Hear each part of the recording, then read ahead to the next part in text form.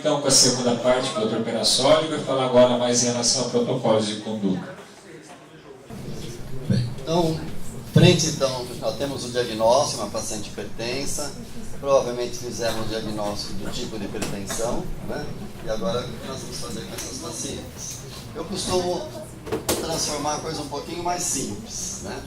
Se eu faço o diagnóstico de hipertensão numa gestante, eu faço assim, bom, qual é a forma de manifestação que ela tem, né? E aí eu costumo só colocar, ela é uma crônica ou ela é uma hipertensão provocada pela gestação, né? Uma das duas coisas. E aí determinar a gravidade. Então toda vez que eu colocar lá hipertensão, gestação de tantas semanas, mais hipertensão, eu tenho que procurar falar, é uma hipertensão, que forma e qual a gravidade. Se eu tiver dúvida na forma, isso não vai ter muita importância para o resultado final. Eu não posso ter dúvida da gravidade do caso. Se o caso é leve ou se o caso é grave. Tá certo? O caso leve, eu posso levar de ambulatório, posso prolongar a gestação, então. Mas o caso grave, essa paciente não poderá ser mandada embora, né? Fechou o diagnóstico de caso grave, essa paciente tem que ser internada. Ou pelo menos ser colocada em observação para mim terminar ou completar o seu diagnóstico. É um erro médico, né, nós tratarmos ambulatorialmente uma paciente no caso grave, né? Isso eu falo muito porque muitas vezes quem atende essas pacientes é o tal do plantonista que está lá na frente, não é GO, né? Mas ele está de plantão e a paciente chega, né? E aí eu dou um exemplo sempre gritante, parece que é só história, mas não é. É a paciente que é uma gestante, hipertensa, chegou no pronto atendimento com uma queixa de dor de cabeça há 2 dias, a vista esquisita desde o início e com dor de estômago. A falta de experiência dele, o que ele fez, né? Medicou o sintomático da dor de cabeça e deu um protetor gástrico e mandou o paciente embora. Claro que essa paciente, o grande risco é voltar daí a pouco, não volta espontaneamente, vai ser trazida porque convulsionou em casa. Então, fez diagnóstico de caso grave, esse paciente não pode mais eu tenho que tomar uma conduta. Se eu não tenho como internar, eu preciso referenciar paciente, né? Mas não referenciar para casa, né? Bom, aqui são todas as situações que eu vou fazer o diagnóstico de caso grave, né? Então, qualquer uma dessas situações presentes, eu fecho então como grave. Pelo valor da pressão, pelo valor da proteinúria, da creatinina, das plaquetas, das enzimas hepáticas, sinais então de eclâmpsia iminente, eclâmpsia, edema agudo de pulmão, síndrome de Down. O que está se retirando dessa classificação é a restrição de crescimento fetal, que até então ela também fazia parte. Mesmo que isso aqui está ausente, mas se eu diagnostico restrição de crescimento fetal, esse caso também era considerado grave. É que a gente está jogando muito mais aqui para a gravidade do quadro materno, tá certo? Claro que aqui significa que tem uma repercussão importante para este feto. Então, isso a tendência hoje é de se retirar ela daqui da gravidade. Bom, o que eu faço com uma gestante, né, hipertensa crônica, um diagnóstico de hipertensão crônica? Bom, se ela tem uma hipertensão arterial crônica, eu posso estar com essa paciente antes da gestação, né? Ela vem e fala para mim que ela quer engravidar, né? Ou não vai ser o mais frequente, pelo menos para nós lá não é, não sei para vocês na clínica particular. Mas para a gente lá não, elas vão chegar já grávidas, geralmente uma gravidez não planejada, né? Então na primeira consulta ou no pré-concepção, eu deveria tentar ver se tem uma etiologia específica dessa hipertensão. Já falei para vocês que 90% é uma hipertensão essencial. Tenho que ver se essa paciente é de baixo ou alto risco e se ela tem lesão de órgão-alvo. Então faz parte dos exames de rotina de pré-natal de uma hipertensa crônica eu também investigar a presença de lesão de órgão-alvo, né? Eu vou fazer, se eu tiver condições, um fundo de olho para saber se tem comprometimento de vaso importante, vou fazer uma proteinúria, né, de 12 ou de 24 horas e vou fazer um ecocardiograma. Porque se essa paciente tiver lesão de órgão-alvo, depois a conduta para ela vai diferir um pouco, tá certo? Então esses são exames que são rotina também para hipertensão crônica. E aí eu tenho que saber se essa paciente faz uso de antihipertensivo ou não, se faz uso, qual antihipertensivo que ela está tomando. Bom, o antihipertensivo em uso ou não, aí eu tenho que perguntar também se ele é necessário, né? nem toda gestante hipertensa crônica vai precisar estar usando antihipertensivo. Então lembra aquilo que eu mostrei dentro da fisiologia da gestação, a queda da pressão arterial, né? Se ela tem uma queda de pressão arterial provocada pela própria gestação e que ela tem uma pressão abaixo de 90 de diastólica, eu não preciso usar antihipertensivo para essa paciente. Ela pode ficar sem antihipertensivo, certo? Então, se ela usava, eu posso tirar. O que a gente vê muito na prática nesse sentido? Aquelas gestantes já hipertensas ao longo do tempo que estavam tomando 2, 3 antihipertensivos. E esses das últimas gerações. E a gente consegue, nós vamos ver depois, né, que pelo menos 1 ou 2 deles são proibidos na gravidez. Nós tiramos aquilo lá, não faz falta, né? E muitas vezes conseguimos deixar essa paciente sem droga nenhuma, pelo menos até começar a segunda metade da gestação. Então, o uso do antihipertensivo ele vai depender de 2 elementos. O valor da pressão arterial, para me falar essa paciente precisa introduzir se ela não usava, ou eu devo continuar se ela usava, né? Então, se ela tem uma pressão abaixo de 90, a literatura coloca acima de 110 que eu só deveria usar, né? Então, até 110 eu não precisaria usar antihipertensivo. Nós tínhamos essa conduta, mas nós modificamos a nossa conduta. Achamos que esperar uma paciente, porque 110 é o que fala que o caso é grave, né? Aí eu vou esperar a paciente ter um caso grave para falar agora não precisa de antihipertensivo, né? Então nós modificamos a nossa conduta e o que nós queremos é que essa paciente não esteja hipertensa, né? Se o diagnóstico usa 90 de diastólica, eu não quero que ela esteja um valor de hipertensão. Então nós consideramos que ela tiver uma pressão arterial diastólica menor que 90, eu deixo essa paciente, não introduzo se ela não tomava, e se ela tomava, eu deixo ela sem. E se ela tiver lesão de órgão-alvo, o que a literatura diz? Mesmo que a sua pressão esteja sob controle, que eu poderia ter antihipertensivo, eu devo manter o antihipertensivo, porque significa que essa paciente ela vai complicar muito mais cedo, tá? Então essa paciente eu deveria manter ou introduzir antihipertensivo. Na prática, o que a gente observa? Eu tenho que manter por causa disso aqui, às vezes ela volta depois e fala, doutor, eu parei de tomar o remédio. Por que a senhora parou de tomar o remédio? Porque eu comecei a ficar zonza, tontura, vou lá e meço pressão, minha pressão está 7 de mínima. Então, claro que eu não posso, eu tenho que ter o bom senso, né? Quer dizer, ela tem lesão de órgão-alvo, mesmo que ela tenha uma pressão abaixo de 90, não precisava, eu tenho que deixar, eu tenho que tirar, né? Mesmo que eu não teria indicação pelo órgão-alvo, mas não vou deixar a paciente o dia inteiro zonza lá e hipotensão. Bom, dentro do grupo dos antihipertensivos, o que nós temos que saber? Porque a grande pergunta que sempre tinha, né, quando a gente ia para congresso, numa mesa redonda, qualquer que fosse o assunto sobre hipertensão, alguém depois ia levantar lá a mão e ia perguntar. Eu queria saber qual é o melhor antihipertensivo. E aí começava a discussão da mesa. Né? Lá eu ouvi. Felizmente, isso facilitou muito. Acabou essa conversa. Né? Hoje é muito fácil. Eu tenho que saber qual antihipertensivo eu não posso usar na gestação. Né? Então, não posso usar na gestação os inibidores da enzima conversora de angiotensina. Eu sempre falo, tudo que terminar em pril está proibido. Né? E os antagonistas dos receptores de angiotensina. Tudo que terminar em sartan. Pril e sartan fora da gestação. O ideal, que se ela programasse a gestação, né? Então, o ideal que o clínico também soubesse disso e falasse, olha, vou dar esse remédio para a senhora, e isso é muito comum, a gente recebe muito paciente fazendo uso dessas drogas já graves, mas se a senhora for engravidar, a senhora me avisa que eu preciso trocar o remédio. Né? Só que a maioria dessas pacientes são pacientes já que não planejaram a gravidez. A gravidez aconteceu, e elas chegam para a gente fazendo uso da droga, a gente suspende. E a terceira droga, o terceiro grupo, são os diuréticos. Diuréticos não estão proibidos na gestação, mas eles têm que ser usados com parcimônia, com uma certa avaliação. Uma paciente hipertensa crônica, que fazia uso de um diurético, e se ela tem necessidade de antihipertensivo, você deve manter o diurético dessa paciente, não tem problema nenhum. Só que aí, essa paciente vai ter que ter 2 cuidados durante a evolução. Quando ela entrar em torno de 24, 26 semanas, precisa monitorar, primeiro, líquido amniótico. Então, o diurético tem um potencial importante de levar à redução do líquido amniótico. Segundo, se ela superpor pré-eclâmpsia, está contraindicado o diurético.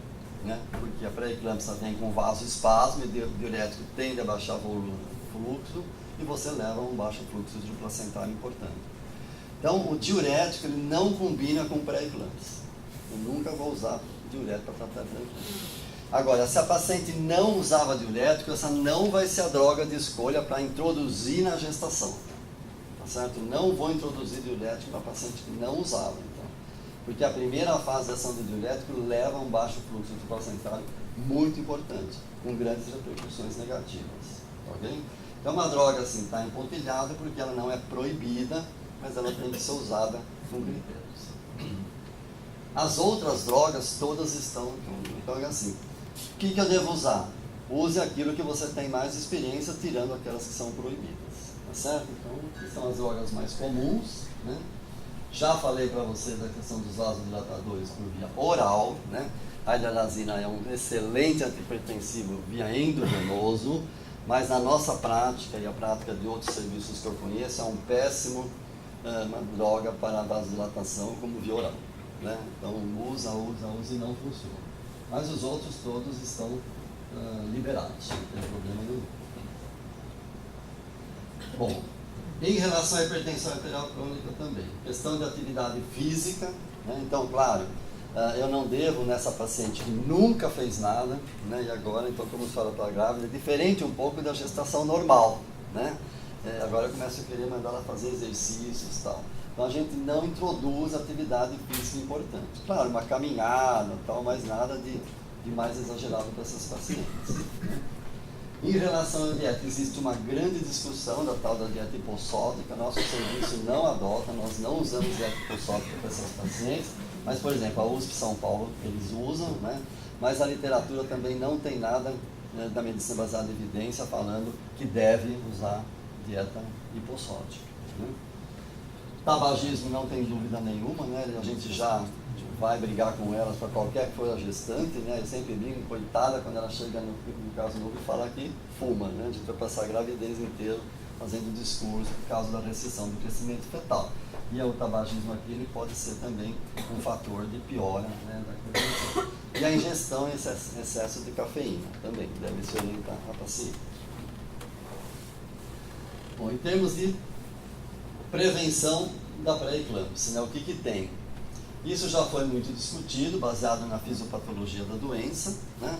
E as duas drogas que sobraram, né, que tiveram um pouco de mais eficácia, foram a aspirina e o cálcio.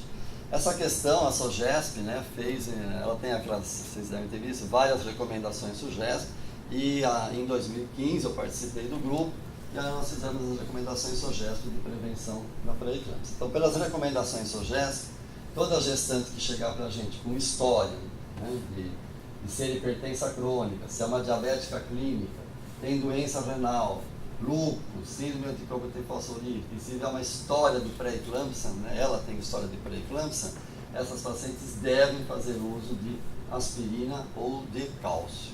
Né? Aspirina é 100 mg por dia, a partir de 12 semanas. Hoje a literatura já está trazendo para 10 semanas, que pode se começar, e decidiu-se que vai se interromper com 34 semanas. Né? O trabalho básico da aspirina, ele não mandava interromper. Então, o trabalho, quando se decidiu da importância da aspirina contra placebo, não mostrava efeito colateral, tipo aumento de sangramento numa cesárea tal, pela aspirina contra o placebo.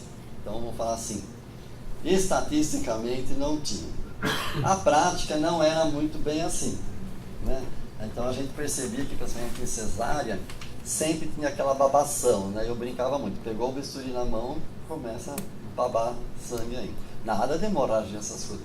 E os serviços começaram por conta própria não deixar aspirina até o fim da gravidez. Começou a ter interromper em torno de 36 semanas. Né?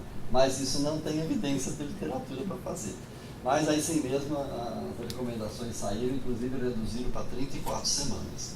Aqui baseado que hoje se considera que depois de 34 semanas, se aparecer qualquer coisa, eu já estou autorizado, inclusive, se for um caso grave, a resolver a gestação. Então não tem problema nenhum.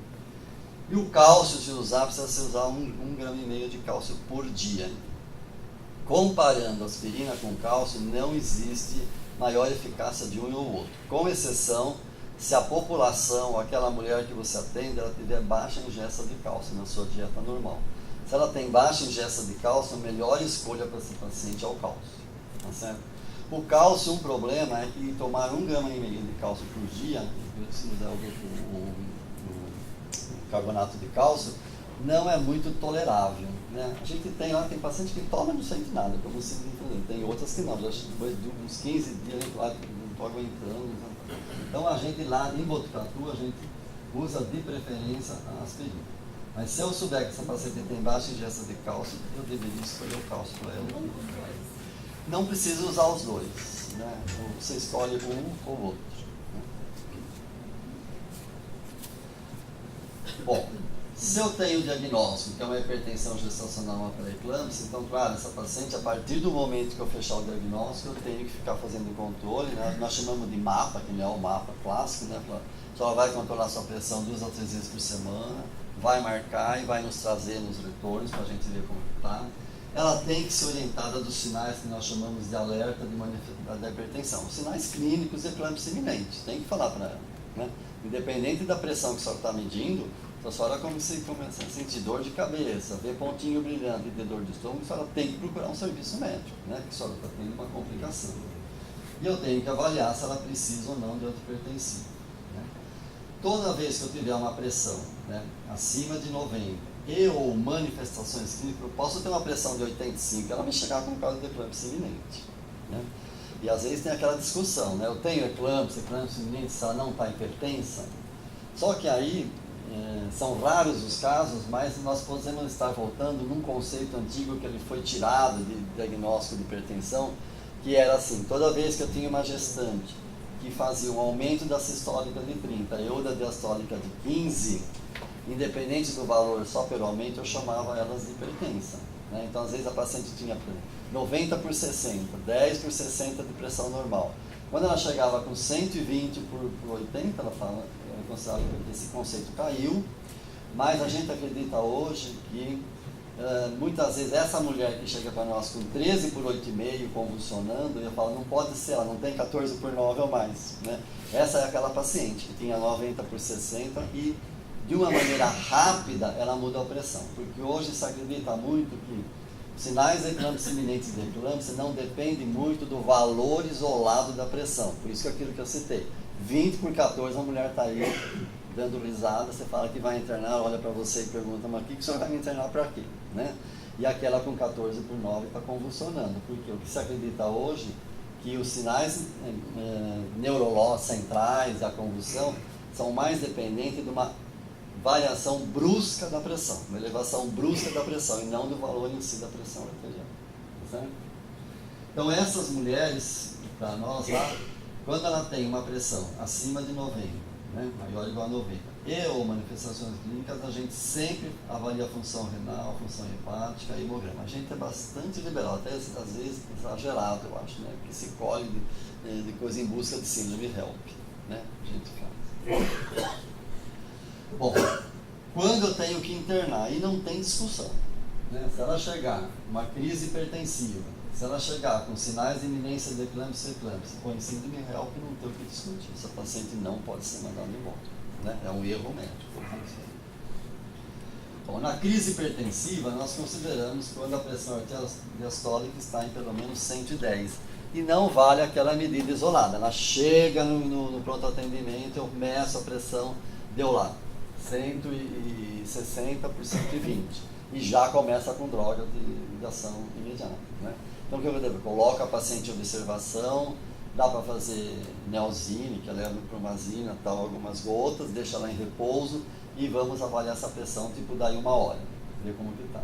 Às vezes aquela pressão que era assustadora quando chegou, se transformou numa hipertensão ainda, mas que eu não tenho necessidade de entrar com medicação de ação rápida. Né?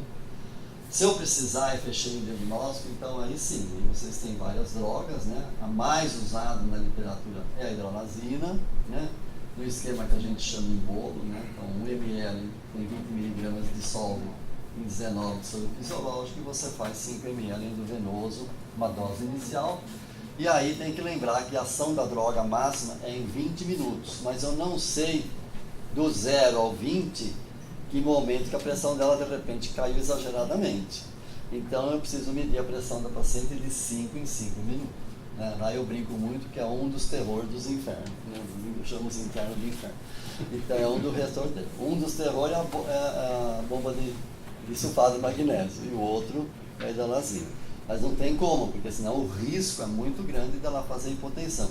E eu não quero de jeito nenhum que uma paciente com 13 de mínima me vire 7 de mínima. Essa hipotensão é grave para ela e vocês perdem o feto nessa crise de hipotensão. Tá certo? Então, se eu começo a hidralazina, fez o primeiro bolo, pressão arterial de 5 em 5 minutos até 20 minutos. Em 20 minutos não teve resposta, vocês estão autorizados a fazer o segundo bolo até o 6º bolo. Depois esquece a hidralazina. Se ela não funcionou até aí, não vai funcionar mais. Aí vocês têm que mudar de droga. Né? Hoje em dia se usa muito a nifedipina. E a via oral, não fazer nifedipina sublingual, a gente fez muito, né? Pegava a cápsula, furava, 2, 3 gotinhas. Está proibido, os clínicos proíbem, né? Graves complicações no paciente. Mas é uma outra droga de escolha. Tem também o diazóxido, né? Aqui só lembrando que no geral a ampola de diazóxido tem 300 miligramas, você não vai falar, vamos fazer uma ampola de diazóxido na paciente, né? Então precisa tomar cuidado. E o nitroprusato de sódio, que é uma droga excelente, os pessoal de UTIs gostam muito, né, os clínicos e tal, mas na gravidez ele tem algumas contraindicações, não é contraindicações, tem que tomar mais cuidado. Ele faz muita hipotensão fácil para a gestante e ele tem o risco de levar a intoxicação fetal, né, porque ele metaboliza em cianeto e há algum tempo ele foi totalmente contraindicado. Hoje já esse conceito caiu. Quer dizer, você precisa, para ter uma intoxicação importante para o feto, precisa tomar uma dose muito grande por tempo prolongado. Então eu poderia tirar a paciente da crise. A gente prefere deixar o nitroprusato para aquelas crises resistentes e principalmente se já é puerpério, aí não tem problema nenhum. E a droga não é de muito fácil manipulação para quem não está acostumado. Né? Na maioria dos serviços, essas pacientes chegam e são internadas em UTIs. Na nossa maternidade, elas não vão para UTI, elas ficam na maternidade. Nós temos um lugar especial para eles, somos nós mesmos que conduzimos. Né? Então, depende de quem está conduzindo a paciente. Na iminência de eclâmpsia, né, então, sulfato de magnésio vai servir para tratar a iminência de eclâmpsia, ou seja, impedir que ela convulsione, e vai servir para tratar para quem já está em eclâmpsia. Aqui não tem mais discussão qual é a droga que eu vou usar. É sulfato de magnésio, tá certo? Já se discutiu benzodiazepínico, se discutiu fenitoína, e o trabalho já mostrou que não tem como discutir. O sulfato é a melhor droga. Né? Sulfato, a Organização Mundial de Saúde já recomenda como um dos fatores para a redução de morte materna. A droga é de baixíssimo custo, tá certo? Então, uma maternidade, um serviço que atende gestante que não tem sulfato de magnésio, alguma coisa precisa perguntar lá para o gestor, né? Onde eu estou trabalhando, tá certo? Não tem por que falar, não é droga de alto custo, né? Então tem que ter sempre sulfato de magnésio, é a droga de escolha. Se for eclâmpsia iminente, não existe indicação de resolver a gravidez, a não ser que já for uma gestação de termo, né? Sim, senão não tem indicação. Então a gente vai sulfatar e ver a evolução da paciente. O que eu quero é impedir que ela se torne uma eclâmpsia. Na eclâmpsia, né, os princípios básicos, então, é prevenir uma nova crise convulsiva. Ela já convulsionou uma ou duas vezes, eu não quero que ela convulsione mais. Vou entrar com anticonvulsivante, que é o sulfato de magnésio, e aqui sim nós seguimos a filosofia de que uma vez eclâmpsia ou uma vez síndrome HELP, resolução da gestação independente da idade gestacional. Nós não prolongamos gestação. Estou falando eclâmpsia, não eclâmpsia. Então, nem de eclâmpsia e nem de síndrome HELP. Chegou, é a resolução da gestação, tá certo? Independente da idade gestacional. Essas pacientes precisam, sim, de controle das vias aéreas, oxigenação, acesso intravenoso, sondagem vesical, controle da pressão arterial e, na nossa conduta lá, é anticonvulsivante, avaliação geral da paciente e resolução da gestação. Bom, o sulfato de magnésio, nós temos 2 esquemas clássicos da literatura. Não vou falar para os senhores usar esse ou aquele, porque a literatura não mostra que um é melhor que o outro. Isso é preferência de serviço. O nosso serviço usa o esquema de Zussman, que é o esquema endovenoso. nós achamos menos agressivo. Nós já usamos lá, né, quando eu era jovem ainda, o hospital não tinha bomba de infusão, não podia usar Zuspa, tinha que usar Preacher, né, que é o esquema daqui. Mas a injeção é extremamente dolorosa, né? O magnésio não corre em agulhas de baixo calibre, tem que ser agulha muito calibrosa, tem que fazer em nádega, é muito dolorosa e risco de processo inflamatório e tal, né? Então, a maioria dos serviços que eu conheço, todos usam Zuspa. A USP São Paulo ainda mantém o Preacher, eles defendem o Preacher e tal, é uma questão só de serviço. E mais recentemente, né, o CIBAI começou a questionar que realmente o Zuspa não mantinha a dose, o nível adequado para tratar a convulsão. E ele sugeriu então que se aumentasse a dose inicial de 4 para 6 gramas e a dose de manutenção de 1 grama para 2 gramas EV. Tá certo? E aí, nessa curiosidade, nós... porque a dose terapêutica que a literatura preconiza, na época que ela foi então estabelecida, não era como hoje, né, que precisava fazer um trabalhinho com controle e tudo mais. Então, quando se fizeram, eles pegaram 4, 5 pacientes, dosaram lá e falaram, é isso aqui. E virou tabu, aquela coisa que eu falo. Falou uma vez, ninguém mais contestou qual é a dose terapêutica que eu preciso ter do magnésio, tá certo? Aí nós quisemos fazer um trabalho comparando os três esquemas para ver quem deles mantinha o nível de coisa. Infelizmente, como nós não fazemos PRIT, nós achamos antiético ter um grupo para fazer o PRIT, porque quem faz a administração é a enfermagem, não é médico. E nem que fosse um médico, mas não tem experiência com a coisa. Nós achamos antiético. E aí nós convidamos um serviço que faz PRIT, mas infelizmente o serviço entrou e saiu, né? Então ficamos sem. Aí nós só dosamos os dois esquemas. Curiosamente, né? Então aqui vocês têm o Zuspa e aqui o CIBAI, que é aquele que está aumentado.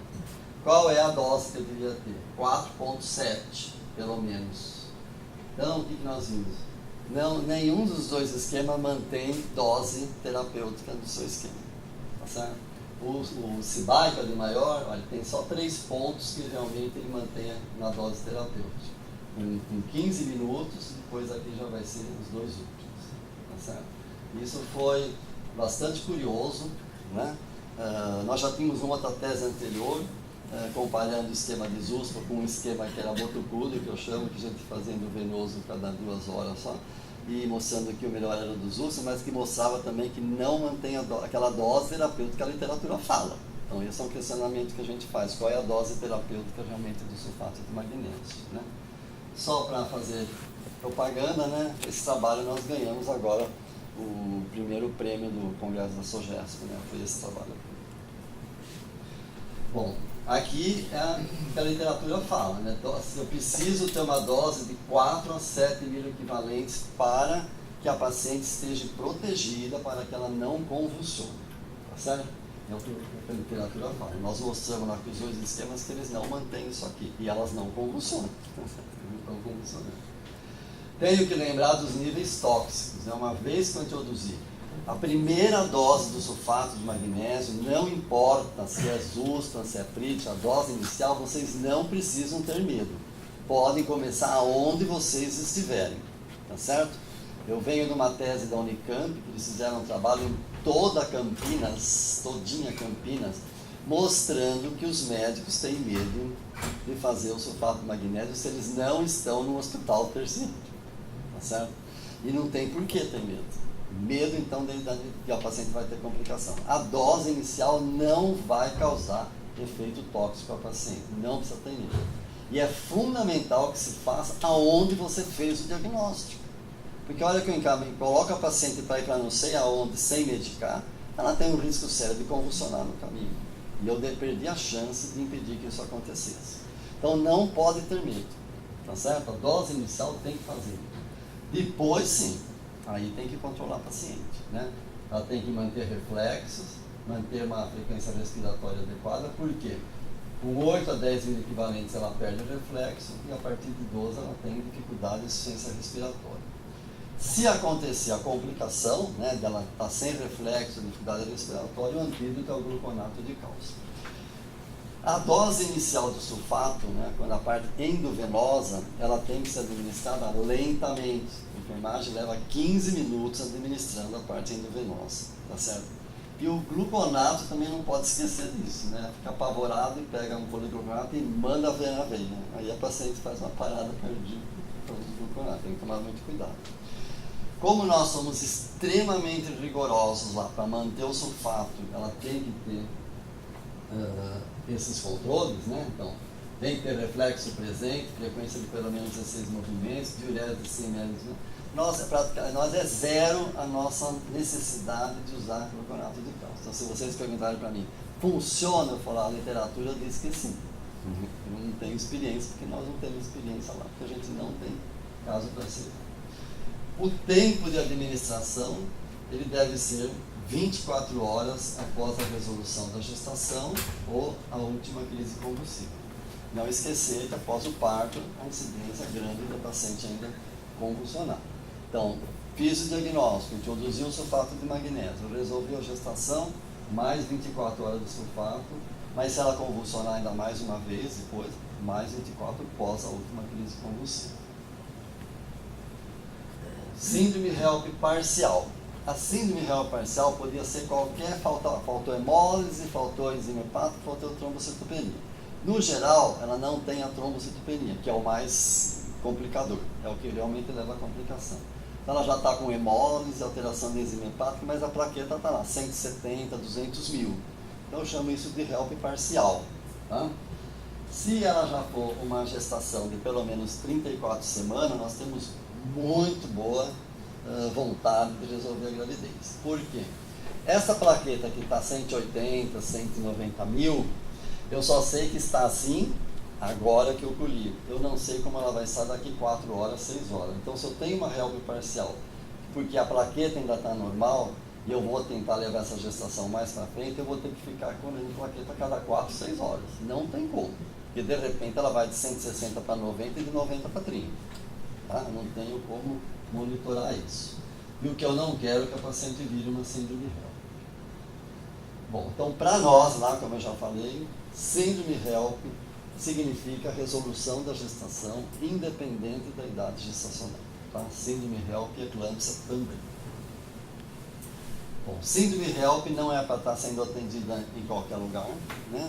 Então ela precisa estar em nível terciário de atenção, o paciente tem que estar com acesso venoso, sulfato de magnésio, antihipertensivo, ela pode ter necessidade de transfusão de plaquetas, se ela tiver com uma plaquetopenia abaixo de 50 mil, e o corticosteroide, que é aquela questão que está ainda em discussão, que eu já até comentei alguma coisa com vocês, se vale a pena dar corticoide ou não vale a pena dar corticoide, isso não está decidido ainda.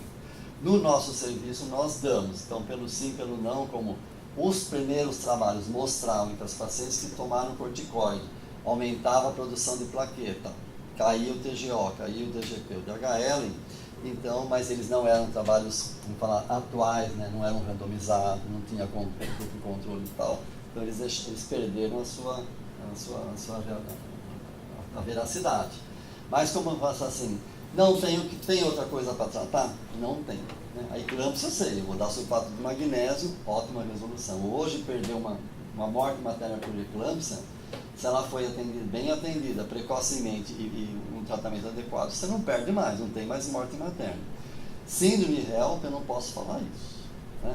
Então não tenho o que fazer, clinicamente eu dou o corticoide, mas também faço o quê? Resolvo a gravidez. Né? Não vou confiar que eu vou dar o corticoide, ela vai sair do pátio. Né? Resolvo a gravidez. Controle rigoroso de diurese, sinais de sintoma do sistema nervoso central, imagem hepática. Quando a dor no hipocôndrio é muito forte, é fundamental que vocês vão investigar esse fígado. Ela pode estar tendo já processos importantes, né, de risco de uma ruptura hepática. Tá certo? E eu vou precisar de um bom anestesiologista e vou precisar de um neonatologista, uma equipe, e vou precisar de um clínico, vou precisar de um zemoterapeuta, né, porque se eu preciso da transfusão de plaqueta, eu preciso também. Então, essa paciente tem que estar num serviço que tenha todas as condições. Se eu estou num serviço que não tem que referenciar. Quando eu estou dentro de uma hipertensão arterial leve, eu posso levar essa gestação até o termo. Não tem necessidade de interromper precocemente essas gestações. Né? Mas também eu não posso criar pós-datismo em gestante hipertensa. Não tem nenhum fundamento, né? É um absurdo, né? Pós-datismo em uma gestante hipertensa. Então eu posso deixar chegar ao termo, mas aí, então, a partir de 27 semanas, eu vou tentando resolver essa gestação. Na sua evolução, né? Controle da vitalidade fetal, cardiotocografia, Doppler dos vasos fetais, controle do crescimento fetal. Que muitas vezes é quem vai acabar indicando para nós a resolução da gestação. Não é a mãe em si, mas é o feto que é algo convenientemente importante. Se for um caso grave, feto viável. O que é feto viável? A partir de 34 semanas. Caso grave com 34 semanas, não tem mais também o que ficar brigando contra o tempo, né? Resolver também a gestação, né? Que se considera que hoje os berçários então têm plenas condições de receber essas crianças e com bom prognóstico. Se é um lugar onde eu estou falando, não, mas o meu berçário precisa ter 36 semanas para ter boa resposta. Então, essa paciente não é para ser resolvido nesse lugar. Então, você encaminha para um outro serviço. Então, feto imaturo. Imaturo é aquele abaixo de 34 semanas. E aí vem os de 30, né, de 28 e tal. Então eu tomo conduta conservadora, mas eu tenho que monitorar muito a mãe, questão de pressão, função renal, sinais de eclâmpsia iminente, HELP, né? O feto, a cardiotóxico, vasos fetais. Vou usar o corticoide aqui para maturação do pulmão fetal, né? Então abaixo de 34 semanas, tá certo? E tentar levar essa gestação até 34 semanas. Se tudo estiver bem, a mãe e o feto, vou levando até 34 semanas e depois resolve. Mas qualquer sinal de deterioração materna ou fetal vai resolver a gravidez, e aí não vou mais querer levar até 34 semanas. Esse aqui é um protocolo, eu coloquei dentro do protocolo que eu mandei aqui, que nós estamos aplicando agora para a avaliação desses fetos, né, dessas mães. Tá? Olhando aqui, ele é bastante complexo, né? Então é o controle dos fetos entre 23 e 34 semanas. Começa com cardiotocografia diária, Doppler 2 vezes por semana, e depois vai dependendo do que está acontecendo, né? Quando é a cardiotocografia grau 3, que é aquela bem comprometida, resolve a gestação. A 1 e 2 eu vou tentar manter a gestação, e aí faz o perfil hemodinâmico fetal. É normal, cardiotocografia diária, Doppler 2 vezes por semana, centralização fetal. Diástole presente, Doppler diário, fico seguindo. Diástole 0 ou reversa, então aí eu vou cair aqui. E aí depois a gente entra com o Doppler do ducto venoso, que é quem vai acabar nos dando então, a indicação de resolve ou não a gestação. Né? Claro que então os fetos abaixo de 34 semanas vão ser submetidos à corticoterapia para a maturação do pulmão fetal, e os que estão abaixo de 32 semanas, no momento de resolver, vai se fazer então o sulfato de magnésio como neuroprotetor. Né? Então hoje também é uma indicação que não pode deixar de ser feita. Né? Assim como hoje, não dar corticóide para acelerar a maturação do pulmão fetal um feto que vai nascer abaixo de 24 semanas é uma falha médica. Né? Hoje também a tendência é que não sulfatar uma mãe, que esse nenê vai nascer abaixo de 2 semanas, também vai ser no futuro considerado uma falha médica. Né? Então a resposta é muito boa em termos de neuroproteção fetal, então o sulfato de magnésio. E aí o esquema é o mesmo, é o esquema dos USPA que se preconiza. Tá? Mas aí é para usar quando eu tenho certeza que vai nascer. E você sempre tem certeza? Não, tem que ter a certeza, quer dizer, iminência de nascimento, né? Abaixo de 32 semanas, já vai nascer, começa a fazer o sulfato. E aí você vai fazer até o momento de nascer. E de repente se falhou, né? Falhou assim, não nasceu. Né? Então não nasceu, você suspende, não se deve usar sulfato por mais de 48 horas, né? Porque você tem muita alteração de sódio, potássio e magnésio materno e fetal. E tem também, inclusive, alterações ósseas, né, do feto por excesso de magnésio. Então você não deve usar mais do que 48 horas. Então se eu errei no meu diagnóstico, achei que ia nascer, mas não nasceu. Suspende, não acabou, né, não vai estar dando mais sulfato de magnésio. Bom, a via de parto, né, hipertensão arterial grave, não é indicação absoluta de cesárea, mas as condições são sempre ruins, né, mas pode ter parto vaginal, pode induzir o parto, conduzir o parto, claro que o tempo aqui é um tempo limitado.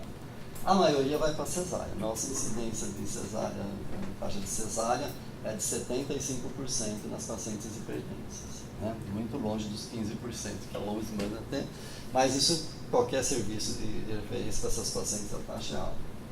E a cesárea, se ela for uma síndrome HELP, ela precisa ter alguns cuidados especiais, né? Primeiro, abaixo de 100 mil plaquetas, a tendência já não mais fazer bloqueio que é nosso dia a dia. Lá o nosso serviço de anestesia, ele faz bloqueio até 70 mil plaquetas. E para abaixo de 70 mil plaquetas vai fazer anestesia geral, tá certo? A outra discussão é da incisão.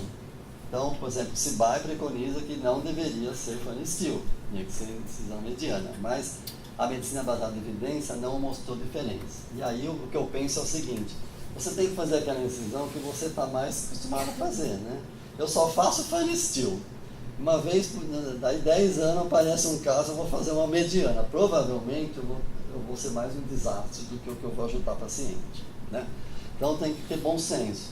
E aí o bom senso seria, então, uma hemostasia muito bem feita e deixar dreno, né? Deixar dreno sentinela, pelo menos 12, 24 horas nessa paciente. Porque se ela fizer um hematoma aí, ela podia estar naquele HELP meio controlado e aí você pode perder essa paciente, então precisa tomar muito cuidado.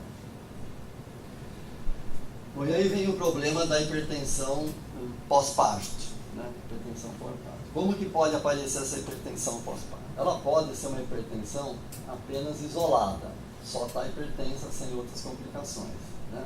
Então aí eu vou introduzir um antihipertensivo. Então, toda hipertensa crônica que já tomava antihipertensivo, você não pode deixar a paciente sem antihipertensivo, mesmo que ela ficou muito bem controlada na gestação. Terminou a gestação, você volta no antihipertensivo que ela usava. E aí, por exemplo, os inibidores que eram proibidos não estão mais proibidos. Porque eles podem, se ela tomava enalapril, volta enalapril, volta o que ela estava tomando, né? Se ela não tomava nada, mas ela continua hipertensa, né? Então eu vou depender do nível, tá? Então, abaixo de 160 por 110, que é o grave, né? Eu vou usar um antihipertensivo via oral, dentro de qualquer um daqueles. E se for um caso grave, eu vou, então, usar endovenoso. Se ela responder bem o tratamento, está respondido, ela vai de alta, tem que ser orientada para fazer um segmento, porque eventualmente é um período passageiro, e depois ela não precisa mais, né? Lembre-se que as grandes distúrbios hipertensivos vão acontecer geralmente entre o 4º e o 6º dia de puerpério, né? Então, muitas vezes eu dou alta para ela no 2º e 3º hipertensa, acho que não é muito importante e não dou nada de antihipertensivo para ela vai embora. Só que eu não posso esquecer que ela vai fazer realmente a sua hipertensão importante quando ela já estiver em casa, né? E isso a literatura mostra que ela não volta para o obstetra, né? Ela vai cair o quê? No andar de pronto atendimento e ela não é registrada. Então a literatura não consegue mostrar qual é a incidência de puérpera que faz crise hipertensiva no 5º, 6º dia de puerpério. Não consegue ver, porque ela cai, não volta para nós e ela é registrada como uma crise hipertensiva qualquer. Né? Bom, se ela não está respondendo ao tratamento, então eu preciso ir em busca de ver o que será que está acontecendo. Aí sim, começar a pesquisar aquelas coisas que não são frequentes, né? Claro que aí eu tenho que lançar a mão do colega, do clínico e tal, para chegar nesse diagnóstico. Bom, ela pode ter uma hipertensão no puerpério, que às vezes que não aconteceu na gestação, mas que está com proteinúria, sintomas de sistema nervoso central, convulsão, né? Que é, então, ela tem uma pré-eclâmpsia, teve uma eclâmpsia puerperal, vamos falar assim, né? Então é um tratamento comum, né? Antihipertensivo, sulfato de magnésio. Se ela responde bem, você termina o tratamento. Se ela não está respondendo, a gente vai ter que fazer uma avaliação melhor neurológica. Pode ser que ela fez aí um acidente ou cerebral, alguma coisa, e não é só uma eclâmpsia em si. Só lembrando, né? Toda vez que a gente recebe uma gestante hipertensa com história de convulsão, a nossa primeira hipótese diagnóstica tem que ser de eclâmpsia. E eu tenho que começar a tratar a paciente como eclâmpsia. Depois que isso não está respondendo, que eu vou ver se eu errei o diagnóstico. 99,9 como vocês quiserem, vocês vão acertar o diagnóstico e vão tratar a paciente adequadamente. Tá certo? Só vou dar uma historinha de um caso que a paciente chegou com uma história então, de eclâmpsia iminente Mas ela trazia também, para quem atendeu, uma história de uma otite. E não sabemos porque o indivíduo começou a achar que aí ela convulsionou e achando que ela estava numa meningite pela otite. E começou, deu antibiótico, fez tomografia, fez de tudo, e a paciente não resolveu. Certo? Depois eles nos compactuaram, a gente pediu para mandar a paciente, ela chegou imediatamente e nós o quê? Sulfatamos a paciente e ela saiu do quadro. Né? Então, grávida, hipertensa, convulsão, primeiro pós-eclâmpsia, tratamento com eclâmpsia. De repente, depois ela é epilética, não tomou remédio aquele dia, ou pode até ser um tumor, alguma coisa, mas isso é a raridade. Né? Então, a gente não vai errar se a gente fizer esse diagnóstico e fizer esse tratamento. Bom, ela pode também ter um quadro puerperal de hipertensão, né, com náusea, vômito, dor gástrica, aumento do enzima hepático, proteína, que vai ser uma síndrome de reato puerperal. Tratamento, sulfato de magnésio, antihipertensivo, cuidado de suporte, aqui não tem mais o que resolver a gestação, porque já está resolvida, né? E aí, se ela responder tudo bem, se não, eu tenho que ir em busca dos diagnósticos diferenciais, né? Então, são aqueles. Então, ela pode ser uma lúpica, né? O lúpus com pré-eclâmpsia é difícil, né? São casos graves que eu preciso tomar muito cuidado, né? Elas têm muita complicação. Pode ser uma púrpura trombocitopênica trombótica, né? Uma síndrome hemolítica urêmica, uma SAF, né? Que não estava diagnosticada, a tal da esteatose amarela aguda, que é raro, mas aqui pode ser. Então eu tenho que buscar outros diagnósticos que não a síndrome de Hell. E se ela tiver uma hipertensão que acompanha a insuficiência cardíaca, presente taquicardia, ansiedade, dificuldade respiratória, tenho que pensar em outros diagnósticos. Não falo de psicose, cardiomiopatia, que é um sintoma, então vou em busca do clínico para me ajudar. Né?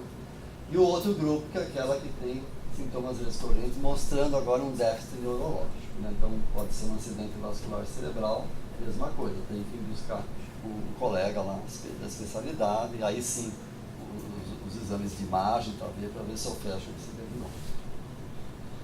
E aí vem a pergunta, né? Quem deve receber medicação antihipertensiva pós-parto? Né? No puerpério. Então, se ela tem história de ser uma hipertensão crônica e usuária de antihipertensivo prévio, ela já nasceu o nenenzinho, assim, mesmo que estava sem droga, tenho que voltar a introduzir a droga para essa paciente. Né? Mesmo sem hipertensão, mas se ela tem doença renal de base, eu tenho que medicar, essa paciente tem que usar antihipertensivo. Tá? E claro, se ela tem os valores de pressão arterial considerados importantes. Né? O objetivo é então manter a pressão entre 140 e 150 por 90%. Cuidado em qualquer situação, fazer uma redução brusca, né, da pressão arterial. Então, no máximo, a gente reduz até 25%, 30% do valor que estava anteriormente. Né? E o tipo de medicação hipertensiva não vai diferir daquele que a gente usou durante a gestação. Não tem outra específica para o puerpério, tá certo? Vão ser os mesmos. Né? Então, nos valores que não é caso grave, vou usar um hipertensivo oral. Nos graves, então, é hidralazina, nifedipina, aqui o nitroglicerol fica totalmente liberado. E aí eu vou ter aquela hipertensão chamada refratária, né? Que eu começo a juntar droga e ela com dificuldade de responder. Né? Então, bloqueador do canal do cálcio, inibidor. Nesse caso, então, eu preciso realmente do apoio do clínico para fazer uma melhor avaliação dessa paciente para o seu melhor tratamento. É raro acontecer, mas pode acontecer. Né? Bem, agora, se vocês tiverem alguma questão que eu souber, eu respondo. Ainda é válida os antecedentes de primigesta, estreia funcional na análise inicial de um HELP síndrome? HELP síndrome? Ou HELP. Então, a recomendação em SOGESTS, ela foi feita em cima de uma meta-análise. Né? Pegaram todos os trabalhos da literatura, analisados todos, e ela chegou só naquelas situações que eu apresentei. Você vê que ser primigesta não está lá. Né? Por quê? O que se considera aí, que como tanto o AES como o cálcio, ele não tem a eficácia que a gente queria, que fosse 80%, 100%, né? 25%, 30% dos casos que vai responder, ele acabou ficando esse para quem tem um antecedente importante, né? Quem tem um fator de risco que chama. E aí a cernulipa, né, a cervigesta, caiu fora, certo? Caiu fora dessa coisa. A literatura toda, ela você não consegue ter apoio para falar que toda primigesta você tem que dar o AS ou cálcio para evitar que ela tenha uma pré-eclâmpsia. Sim, chega uma paciente com sintoma clássico de neuralcina ou mesmo Tá. a valorização do primigesta estreia funcional ainda tem valor ou não? Então, você quer fazer o contrário? Eu estou falando o contrário. Quando ela só chegou para mim como primigesta, eu não tenho valor para fazer alguma coisa, porque eu vou falar que ela vai ter mais chance de ter uma pré-eclâmpsia, uma pré-eclâmpsia complicada. Não, isso não tenho respaldo para isso. É isso que você quer saber?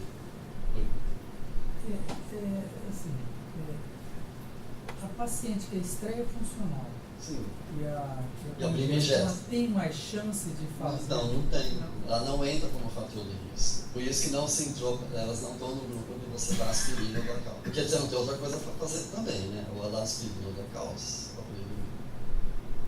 Infelizmente. O gemelar entra nisso daí agora, a gente discutiu o gemelar monocoriônico, ele entra na... Aí que tá. Nas recomendações SOGES, baseado então, nas meta-análises, o gemelar também não entrou. Mas se você pegar ali, eu estou levantando a literatura porque eu vou fazer uma tese lá com aspirina, né? Vou tentar tratar duas doses diferentes. E aí eu acabei levantando. A literatura geral inclui a gemelaridade, inclui a primigesta, mas ela não está baseada em meta-análise, em coisas de maior poder científico, vamos falar assim.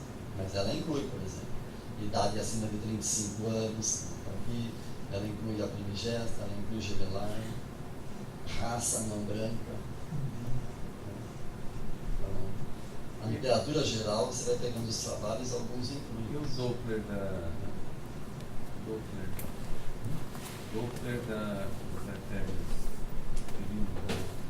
Depende do que você fala. O índice de pulsatividade do Doppler. Não, aí, isso aí se fez muito, né? Fazia-se que essa paciente tinha alteração das uterinas e indicação, não se mostrou grande eficácia. Aí o problema mais sério aí é o seguinte: não adianta você começar a dar o AS ou cálcio tardiamente, porque o que você está querendo fazer com isso é que a paciente tenha uma modificação gravídica adequada, para que ela não tenha hipertensão. E cada vez mais você sabe que as modificações gravídicas elas já estão vamos falar assim, acontecendo mais precocemente do que se pensava. Então, se eu começar a dar aspirina com 18, 20 semanas, não vai ter... Tudo já aconteceu. Agora, aspirina e cálcio não reverte o que já aconteceu. Ela vai impedir que aconteça o processo. Mas ela não reverte o que já aconteceu. Mas inclui o Doppler com 12 semanas, que o pessoal tem preconizado quando faz. Então, mas você vê que nenhuma... Quando você pega fator de risco, você nunca acha o Doppler das uterinas, mesmo no precoce, e se tiver alterado para você indicar. Você não acha. A Fetal Medicine Foundation está orientando agora a fazer o Doppler já no primeiro trimestre, né? E nas pacientes que têm um IP maior que 1,5 médio lá, já dão AS sem... Isso são condutas de serviço, né? Coisas individuais. Eu não estou falando aqui, eu estou trazendo coisa de medicina baseada em evidência, literatura de consenso. Se a gestante já inicial está tomando atenolol ou propranolol, mantém-se? O atenolol não é contraindicado, né? E o propranolol, o pessoal contraindica no final da gravidez, porque ele pode levar a repercussão fetal. Então, como você fala, bom, eu vou usar, depois eu tenho que tirar, é uma droga que você pode, quase ninguém utiliza assim, de rotina, né? Não sei que ela tem uma indicação específica para usar o propranolol, senão não. No posto de saúde tem muitas pacientes hipertensas crônicas usando propranolol. Nossa, olha, na nossa vivência lá é raríssimo paciente que chega tomando. É questão de coisa, né? Tomando propranolol. É melhor trocar. Nós, quando usamos do grupo da droga, a gente usa lá o Visquem, que é o Pindolol, que tem um problema sério, né? Então, tempo os postos não tinham, né? Você introduzia ele na enfermaria, ia dar alta, ela não podia comprar, e aí o que ela fazia? Parou de começar a usar. Parece que, pelo menos no Botucatu, parece que agora os postos estão... Professor, eu sempre vejo assim, nas aulas, congresso, o pessoal colocando o uso do corticoide depois da alteração do duto venoso. A gente, na prática, pelo menos, muitas vezes, a gente nem espera a alteração do duto venoso. Quando já está aplicado zero, ou perto, já vai e interrompe. Por que não fazer o corticoide antes, né? Visto que só tem benefício, uma defesa. Então, nós lá é o seguinte, eu comecei a identificar que é um caso grave materno, ou um caso complicado pela avaliação pelo doença fetal, abaixo de 24 semanas, a gente já introduz o corticoide. Eu não sei que momento que eu vou ter que resolver. Né? Se eu ficar esperando o momento ideal, pode ser que ele seja tarde. Né? A gente introduz. O que está colocado aqui é que, assim, se não estava usando, quer dizer, naquela situação que eu já sei, aí eu já sei que vai nascer, que tem que nascer, você tem que dar. Mas nós praticamente não caímos muito nessa situação, porque se está abaixo de 34 e já está tendo uma deterioração materno-fetal, é rotina nossa já dá o corticoide. Para diagnosticar uma hipertensão crônica que suprajunta a pré-eclâmpsia, quais os critérios? Assim? Você usa o critério da proteinúria negativa na primeira metade e positiva na segunda, já fala que está superajuntado. Proteína positiva no começo. Tem pacientes que às vezes chega lá está com 300, 350, 400. E aí eu começo a monitorar ela tipo mensalmente. Né? Mas principalmente quando ela faz 20 semanas, eu começo a colher a proteinúria dela. Aí se ela tinha uma proteinúria X no início, aí ela duplica, triplica, no momento que duplicar, triplicar, eu faço o diagnóstico de superajuntado. E outra maneira que você tem é a exacerbação porque a hipertensão crônica pura, que a gente chama, ela tem uma boa evolução. A gente não tem muito medo de hipertensão crônica quando não superajunta a pré-eclâmpsia. Quando superajunta, sai de baixo. Né? Mas quando não superajunta, elas vão muito bem. Queda de pressão, você controla fácil, tranquilamente. Então, se de repente você vinha com e a pressão delas são muito constantes, elas não têm esses vai e vem na primeira metade, principalmente. Aí você chegou na segunda metade, de repente ela faz um estouro de pressão, pode suspeitar que ela deve estar fazendo superajuntando uma pré-eclâmpsia. Isoladamente, dificilmente isso acontece. Aí outro cuidado, só questão de experiência, é quando você recebe uma paciente de um colega, mandou para você um caso de hipertensão. Não, ele está mandando porque a paciente veio, examinou, achou lá 15/10 e referenciou para você. Aí ela chega, você pega lá 14/8,5, um negócio assim, e não valoriza o que o colega mandou para você. Pré-eclâmpsia, tome muito cuidado. A hipertensão da pré-eclâmpsia não é linear. Ela é assim. Né? O professor Di Belcado, que era um professor fantástico da Unifesp, ele falava que a pré-eclâmpsia tem uma pressão com comportamento esquizofrênico. Né? E elas pioram muito à noite, né? Não durante o dia. Geralmente você tem a paciente que passou o dia inteirinho internada, bem, à noite, crise hipertensiva. Então elas têm como se fosse uma inversão dos seus granos de hipertensão, que é o que a gente está encontrando naquelas pacientes que está acompanhando o porquê. Elas têm uma pressão muito maior noturna do que diurna. É um comportamento específico no caso. Então, toda vez que vem uma gestante que só fez diagnóstico de hipertensão na segunda metade, confie naquilo que ele mandou para você, porque naquele momento pode ser que estava correta a pressão dele. Agora ela caiu um pouco. Aí você, por exemplo, deixa ela em observação, mais tarde ela volta a fazer de novo aquela pressão que estava lá ou até pior. Né? Então precisa valorizar sim essas questões. Como é que está o uso de corticoide após 34 semanas? A galera falou que parece que estava Não tem, segundo a literatura, não tem indicação, porque o corticoide ele vai atuar em diferentes fases da formação do surfactante. E o que se mostra é que depois de 34 semanas, as cadeias da formação ele não funciona mais. Tanto que a discussão, quando começou, era entre 28 e 34. Depois, como cada vez aumenta o espermaturo para lá, né, começaram a baixar para 27, para 26, e agora está baixando para tudo. Porque se for para investir, use o corticoide. Porque quando você vai estudar, né, a formação do surfactante, ou seja, as cadeias enzimáticas e tal, o corticoide exógeno, depois de 24 semanas, ele não tem mais ação. Não funciona mais. Então não tem evidência para se usar, né, depois de 24 semanas. E outra coisa também, não se deve mais fazer repetição de esquerda, né? Isso também já está contraindicado. Porque você tem um risco fetal importante, depressão suprarrenal, tal, aumento de temperatura hipotizante e tal. A gente faz assim, você usou hoje e achou que isso vale para não é só para hipertensão, não. Usou agora.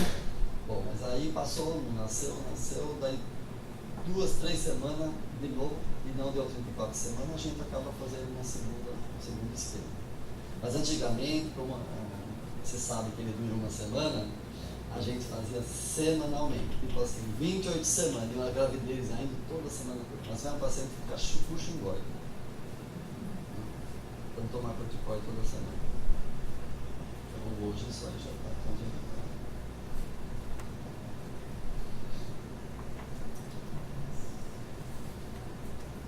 Mais alguma pergunta? Só fiquei na dúvida, o senhor repete o corticoide ou não? Então, classicamente você não deveria. Certo. A sua conduta deveria ser uma única vez. Mas às vezes você fez. E a sua previsão era que ia nascer. E não nasceu. Né? Sei lá, 29 semanas. E aí foi, 32 semanas, agora vai nascer. Aí você faz mais Uma dose ou um ciclo? Não, faz o ciclo normal. O ciclo, mais um ciclo.